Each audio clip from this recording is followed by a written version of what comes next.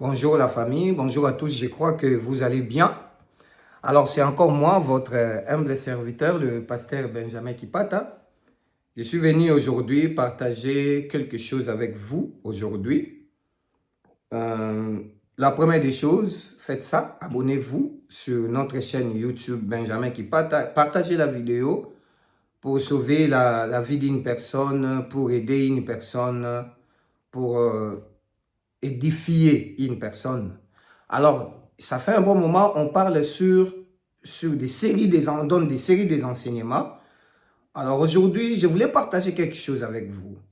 Tout ce que vous avez, tous les enseignements que nous partageons, si vous avez des questions, si vous avez quoi que ce soit, écrivez-nous en commentaire, on va vous répondre au plus vite que possible. Alors, frère, aujourd'hui, je voulais qu'on partage quelque chose. Les sujets des finances, les sujets de l'argent, c'est un problème pour nous les chrétiens. Un grand problème. Je ne sais pas si qu'est-ce qu'on peut bien faire, mais c'est un sérieux problème. Beaucoup de chrétiens plairent l'argent. L'argent est devenu un sérieux problème pour les chrétiens. Si tu parles de l'argent à l'église, c'est un sujet que les gens ne supportent pas. Mais mes frères, je ne sais pas, je suis pasteur il y a 14 ans, je ne sais pas si il y a un verset dans la Bible qui a dit il ne faut même pas avoir l'argent, il ne faut pas s'intéresser à l'argent c'est rien, il ne faut pas, parce que je sais que la Bible dit chercher premièrement les royaumes des cieux. La Bible n'a pas dit ne travaillez pas, la Bible n'a pas dit ne cherchez pas l'argent, parce qu'aujourd'hui on voit dans des gouvernements, il n'y a que des païens. Il n'y a pas vraiment de chrétiens. Or, dans la Bible, il y avait des gens qui travaillaient comme des Déborah, ils étaient des juges en Israël, mais ils étaient des prophétesses en même temps. Donc, dans la Bible, les prophètes et les gouvernements, ou les prophètes et les rois travaillaient ensemble. Donc, les rois étaient aussi un serviteur de Dieu. Mais aujourd'hui, nous, les enfants de Dieu, on a laissé, je ne sais pas, trop loin les gouvernements, on a laissé, non, nous, on ne peut pas être là-bas. C'est comme ça que les loges, c'est comme ça que les mondes des ténèbres nous dirigent aujourd'hui, prennent des décisions sur nous, parce qu'on n'arrive pas à avoir ces postes-là.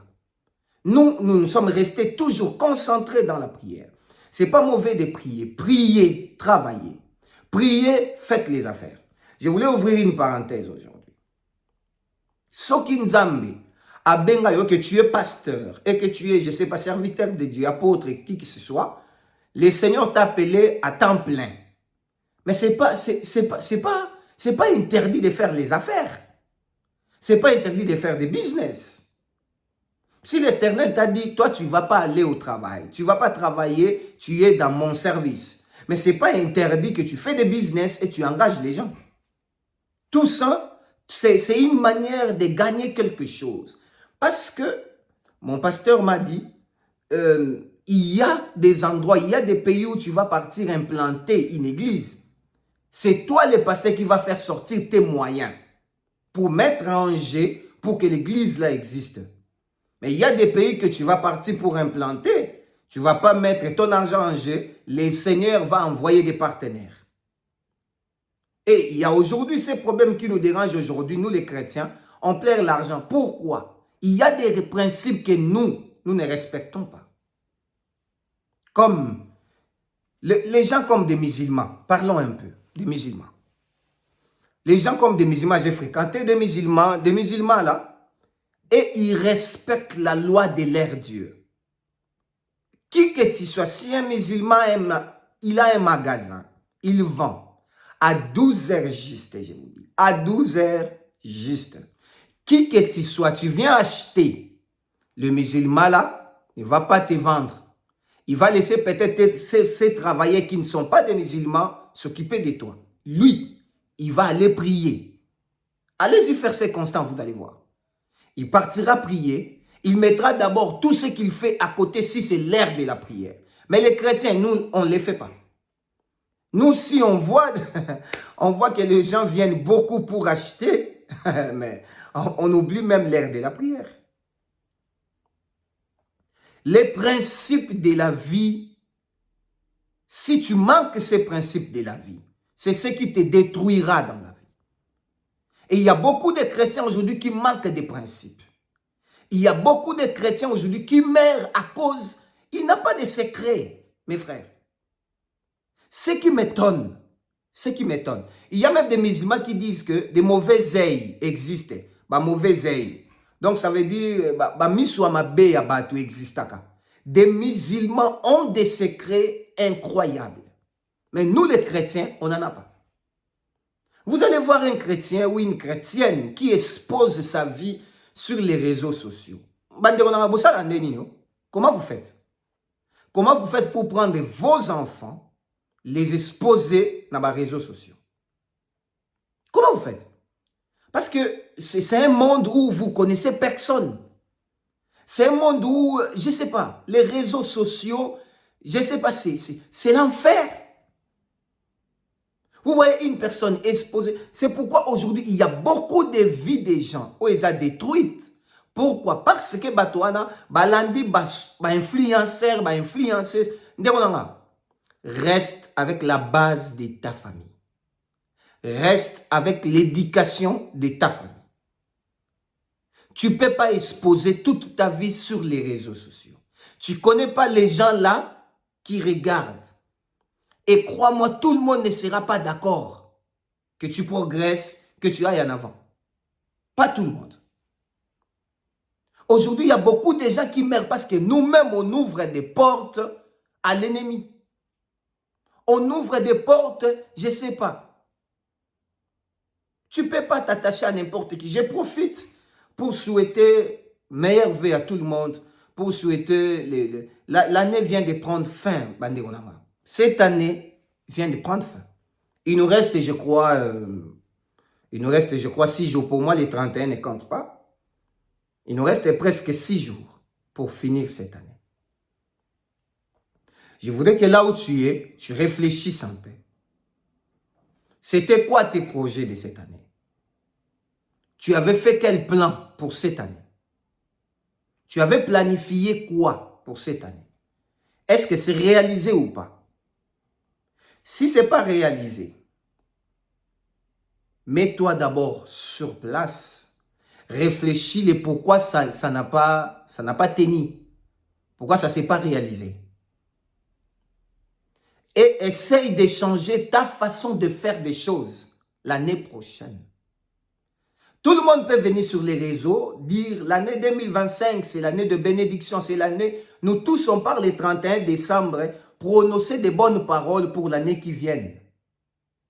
Mais on oublie, si on prononce, on fait des projets, on prononce des bonnes choses pour l'année qui vient, nous devons aussi changer notre façon de faire des choses.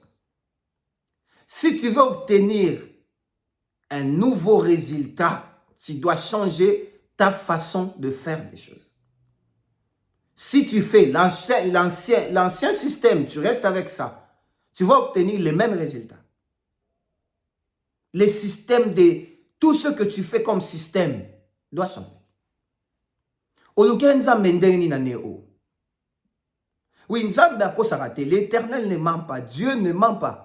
Comment tu as cherché Dieu cette année? Je vois des gens accumuler des retraites et des retraites, accumuler des prières et des jeûnes et des jeûnes. Mais batona batikali na mauvais caractère. Batikali na kotonga kaka moko wana. Mais comment est-ce que vous voulez que Dieu agisse? Vous priez, mais changez aussi votre manière de faire des choses. Changez aussi. Vous voyez des gens accumuler des prières et des prières. Moi, j'aurais beaucoup d'argent. Mais cette personne a des difficultés de donner des offrandes. De donner des offrandes à Dieu. Comment tu auras beaucoup d'argent? Les finances appellent les finances. Token de la Bible. Pourquoi à chaque temps que le Seigneur bénissait la vie d'une personne, Dieu demandait à cette personne-là l'offrande? Offrande des akaka gênité. Offrande des akaka kokende kosala sokininte. Offrande, ça peut être aussi l'offrande normale, l'argent. Au saliba donne à Borfelina, tu fais les dons dans ta famille, tu donnes à quelqu'un, tu fais les dons à l'église. C'est comme ça que ça ouvre aussi des portes. Nous, les chrétiens, tout ça, il y a une manière, prière. Prière. C'était la première fois dans la Bible que le Seigneur apparaisse à une personne. À Tounané, que veux-tu que je fasse pour toi? C'était Salomon. Salomon n'a pas gêné 40 jours et 40 nuits pour qu'Enzamba bimelaye. Non, non. Salomon n'a pas gêné 6 mois. Salomon a donné des offrandes à Dieu. Et Ningi Salola. Allez-y lire la Bible et vous allez voir l'histoire de Salomon. Combien Salomon a offert à Dieu. Cette année prend fin. Si tu as réalisé tes plans, tes projets que tu avais faits, gloire à Dieu. Si ce n'est pas réalisé, ce n'est pas tard, tu n'es pas mort. Au moment où le Seigneur te garde en vie, c'est qu'il a un bon projet pour toi.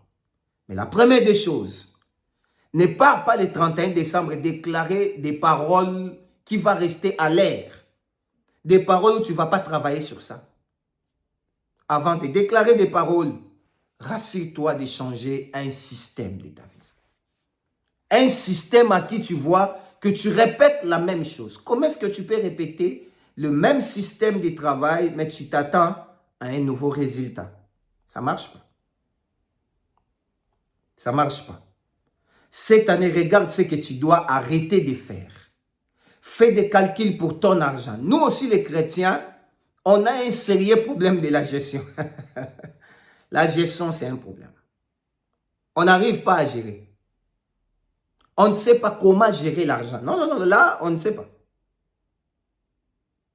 Fais des calculs cette année. L'année prochaine, tu vas gagner combien? C'est combien? Il y a des choses qui ne changent pas chaque année. Des dépenses qui ne changent pas. Comme payer les loyers, payer des factures. Tu vois des factures qui sont fixes.